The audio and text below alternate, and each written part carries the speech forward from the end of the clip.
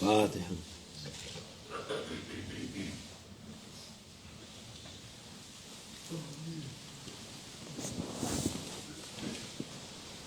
Selamun Aleyküm. Bismillahirrahmanirrahim. Ve salatu ve selamu ala Resulina Muhammedin seyyidi ve ahirin. Meded ya Resul, meded ya Sadat ve Sadat. Meded ya Meşahil Destur ve ala Şabla Fazda Hasan Muhammed Hakkani. Meded tarikatuna as-sahaba ve el-hayru fil cem'iyye. Peygamber Efendimiz sallallahu aleyhi ve sellem leyse ba'de kufri zan. En büyük günah küfürdür yani. Our beloved Prophet, peace and blessings be upon him, says that there is no greater sin than disbelief. Kafir olmak en büyük günah odur. Ondan daha büyük yok. Yani kafire sen The greatest sin itself is disbelief. There could be no greater sin than being a disbeliever. içki içtin, zina yaptın, domuz eti yedin ve günah diyemezsin artık. Because a disbeliever is in a state of continuous sin.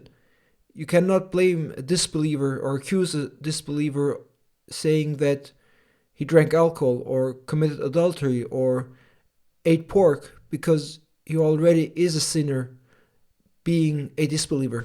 Zaten günahların en büyüğü o yapılmış. And by disbelieving, he already has committed the greatest of all sins. Küfür o manadadır ki onu ancak küfür bittikten sonra hiçbir günahın hükmü kalmaz. Onun için However, if you stop disbelieving, then whatever sin you may have committed before, if you accept Islam and you stop disbelieving, then none of the other sins will remain. Müslüman onlar eskiden ne yapmışlarsa yeniden doğmuş gibi oluyor. Therefore, those who, after disbelieving, become Muslims, they are as if they are born again, regardless of whatever they may have done in the past. Hani şeyden başlıyor, Allah Azze ve Celle her şeyi affetmiş oluyor. Because by believing and becoming a Muslim, Allah Almighty forgives everything. Onun hayatı o saatten başlıyor, Allah'ın yolunda devam ediyor. The moment a person stops disbelieving and becomes a Muslim, that is the time that from that hour, starting from that hour, life begins and will continue on the path of Allah Almighty. Çünkü dünyada işte görüyoruz, şunu yaptı, bunu öldürdü, bunu vurdu, bunu şey yaptı, kafir yapar. We see in this world many bad things, and people do this and do that. They kill people, they shoot people. Those who do such things are disbelievers, because it's a disbeliever who does such evil acts. Hepsi onun şeyi değil. Ona artık küfür yapmış, istediğini yapsın. Hiçbir şeyi yani Allah indinde en büyük şey odur. Because in fact, by disbelieving, a disbeliever has already committed the greatest of all sins. It doesn't matter in the sight of Allah Almighty what else he does, because by disbelieving he already committed the greatest sin. O İslam'la şereflenirse el-İslam mecubbu ma kablah diyor Peygamberimiz sallallahu aleyhi ve sellem. İslam ondan önce yapılan her şeyi affeder. But if a person stops disbelieving, becomes a Muslim, is honored with Islam, then our beloved Prophet, peace and blessings be upon him, says, Islam wipes away what comes before it. Bu şimdiki insanların şeyi dünya kendi kafalarına göre yaptığı kanun onun da hükmünü ister. O artık Allah indinde İslam'a döndü mü, Müslüman oldu mu hepsi yeniden doğmuş gibi oluyor. When a person becomes Muslim, By entering Islam, everything will have been forgiven, what has been committed prior to it. People today, of course, they have their own ruling system, they have their own way of making judgments, they make up laws according to their own mind. But in the sight of Allah Almighty, the moment a person becomes a believer, becomes a Muslim, that person will become as if he is born again. Onun için Allah'ın hükmü hak olan hüküm odur. It is Allah Almighty's judgment, which is the true judgment. İnsanın hükmü bir işe yaramaz.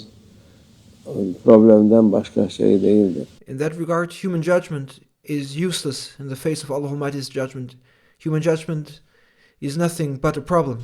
Ama tabii işte dünyada olduktan sonra ne olsa ona tabi olacaksın.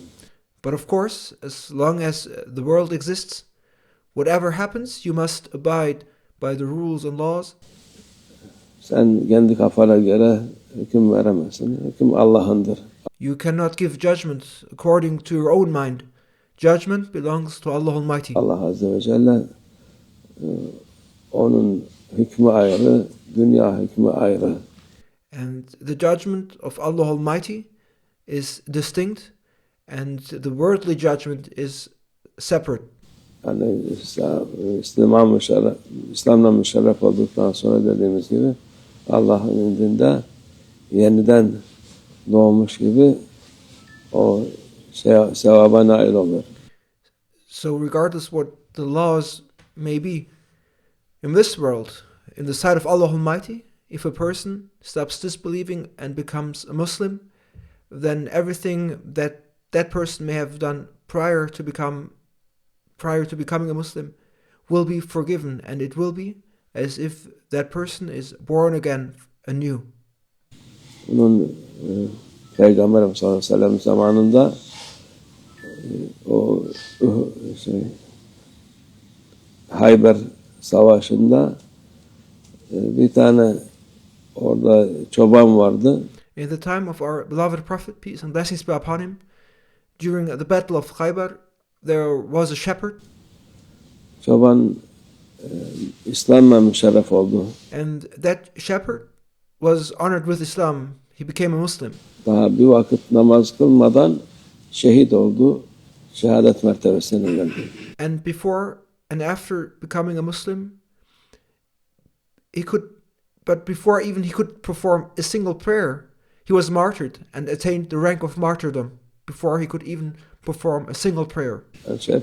Peygamber sallallahu aleyhi ve sellem tebessüm etmiş ki bu insan bir namaz bile kılmadan cennete nail oldu. Our beloved Prophet, peace and blessings be upon him, smiled and noted that this person attained paradise without praying even one prayer. Yani o hükümler böyledir. Such are the judgments. Onun için İslam insanlar için kurtuluştur, saadettir. Allah'a şükür.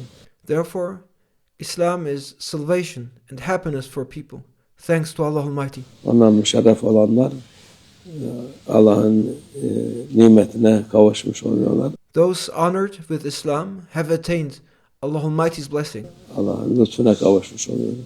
They will have attained Allah Almighty's divine grace by becoming Muslim. Allah bizi sabit kadem kılsın, yoldan ayırmasın inşallah. May Allah Almighty keep our feet firm in following the way of Allah Almighty, and may Allah Almighty not separate us from His path, inshallah. Ve minallah tevfik. El Fatiha.